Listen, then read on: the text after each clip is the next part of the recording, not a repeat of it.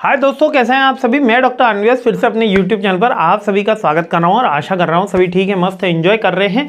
अभी तक अपन बहुत ही अच्छे तरीके से बेसिक से स्टार्ट कर रखा है। अब थोड़ा सा मैं स्पीड बढ़ाऊंगा। थर्ड क्वेश्चन पर अपन आ गए हैं, 14 तक अपन को जाना है, तो जल्दी से थर्ड क्वेश्चन अपन देख लेते हैं। शार्पी रेशो, ट्रेनोर रेशो और जेंसन मेजर। ठीक है, अब अभी अपन ने जस्ट पोर्टफोलियो वाला पढ़ा था, पोर्टफोलियो मेजरमेंट की ही टेक्निक है। तो शार्पी रेशो, शार्पन रेशो मैं बोल देता हूँ। शार्पी रेशो बेसिकली क्या होता है, एक विलियम साहब थे, विलियम एफ शार्पी, इन्होंने ये इंट्रोड्यूस करा था। इन्होंने ये बात कही कि हर किसी को एक रिस्क फ्री रिटर्न तो पता ही होता है। क्या पता होता है? Risk free return. Risk free के मतलब मैं यहां पे इन्वेस्टमेंट करूंगा लाइक एफडी के अंदर, तो मेरा रिस्क फ्री रिटर्न 6% रहने वाला है, या आरडी के अंदर रिटर्न करूंगा तो मेरा रिस्क फ्री रिटर्न 5% रहने वाला है। मतलब वो रिटर्न जिसपे मेरे को रिस्क क्या है, एब्सोल्यूट जीरो के बिल्कुल इक्वल है। एब्सोल्यूट जीरो तो नहीं हो पाती, लेकिन मिनिमम रिस्क है, जो स्टैंडर्ड वहां पे रिस्क होती है, बिल्कुल जीरो के इक्वल मानते हैं अपन उसको। तो ये कहते हैं कि जो हमारा पोर्टफोलियो रिटर्न आ रहा है, इसमें से मैं रिस्क फ्री रेट माइनस कर देता हूं और डिवाइड कर देता हूं उसको स्टैंडर्ड डेविएशन से, यानी कि डेविएशन कितना हो रहा है, ये बीटा से डेविएशन अपन कैलकुलेट करते हैं, लेकिन बीटा का यूज इसके अंदर नहीं किया जाता।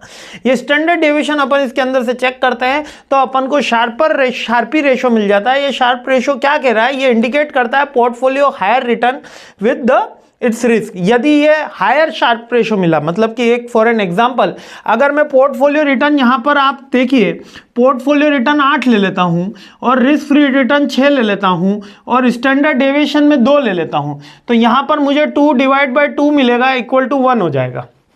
1:1 का रेशो मिला। और अगर मैं पोर्टफोलियो रिटर्न यहां पर अभी 16 ले लेता हूं और रिस्क फ्री रिटर्न यहां पर 8 ले लेता हूं और वापस स्टैंडर्ड डिविएशन 2 से डिवाइड करता हूं, तो 8 डिवाइड बाय 2, तो 8 डिवाइड बाय 2, तो मेरे को क्या आएगा 4:1। अब इसका क्या मतलब हुआ और इसका क्या मतलब हुआ, जब ज्यादा रिटर्न मेरे को मिल रहा है, ज्यादा पॉजिटिव आ रहा है, तो ज्यादा रिटर्न मिल रहा है। यानी शार्पी रेशो ये कह रहा है, शार्प रेशो के लो, शार्पन रेशो के लो, शार्प रेशो के लो, है ना, शार्पी के लो। ई अब ये साइलेंट है कि नहीं मैं भी नहीं जानता, लेकिन अब याद रख लेना, ज्यादा रिटर्न अपन को मिल रहा है तो इसका क्या मतलब है कि ज्यादा रेशो बढ़ा हुआ है ना, रेशो बढ़ा हुआ है यानी रिटर्न ज्यादा मिल रहा है।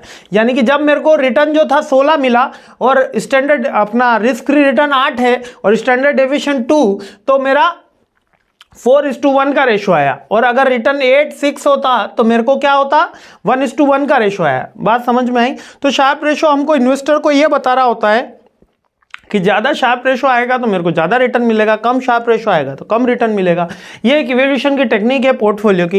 एक ट्रेनोर साहब है, ट्रेनोर साहब ने भी, जैक ट्रेनोर, इन्होंने भी एक रेशो डेवलप करा था। इनका रेशो में बीटा था, वहां स्टैंडर्ड डेविएशन था बीटा। अब बीटा क्या होता है, जितना वेरिएशन होता है ना, मार्केट का उस पर्टिकुलर शेयर से, उसको बीटा वैल्यू बोलते हैं। लाइक इसको यहां समझ लो, क्योंकि एग्जाम के अंदर बीटा बार बार आता है।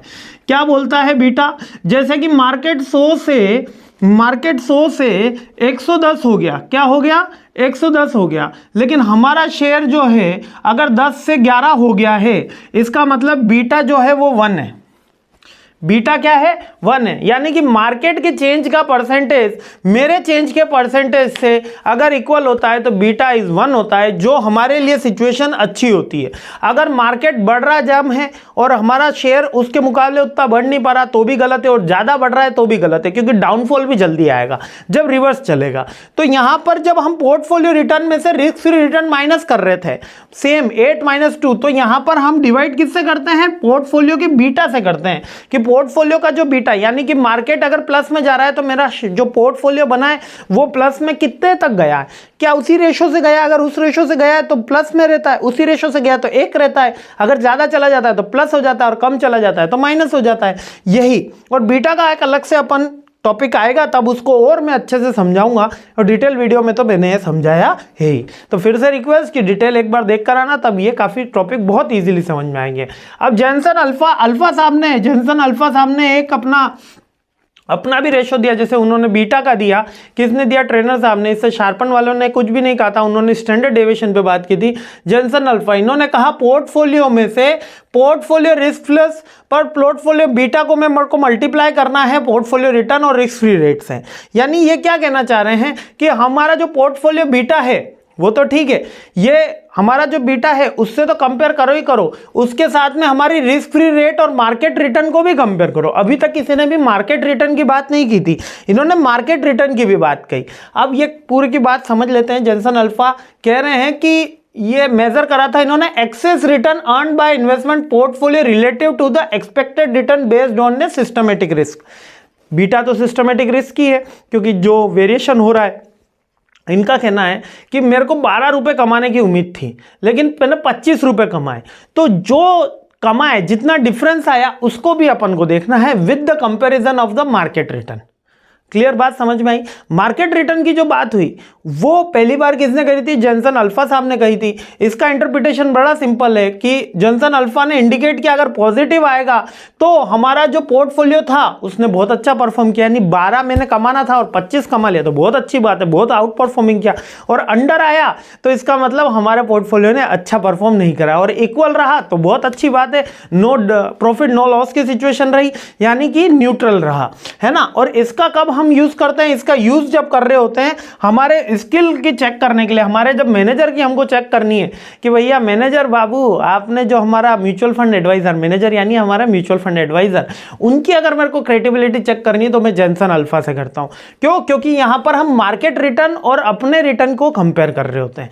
ठीक है, ये वाली बात अपन को ध्यान में रखनी है। तो तीनों ही रेशो जरूरी है, ये दोनों अपने पोर्टफोलियो के लिए जरूरी हो जाते हैं, और ये तीसरे साहब म्यूचुअल फंड एडवाइजर के लिए चेक करने के लिए कि किस म्यूचुअल फंड ने ज्यादा बेटर परफॉर्म किया है। और सबकी यूनिक फोकस है, ये जो ट्रेनर साहब है यहाँ बीटा ले आए थे, ये स्टैंडर्ड डेविएशन ले आए और ये मार्केट के बारे में एनालिसिस कर रहे हैं। तो तीनों अपने अपनी जगह सही है, कोई अच्छा कोई बुरा ऐसा नहीं कहा जा सकता, और तीनों का नॉलेज होना जरूरी है। तो यहाँ तक मस्त रहिए, खुश रहिए, मुस्कुराते रहिए। चलिए अगले क्वेश्चन पे हमला बोलते हैं। जय हिंद।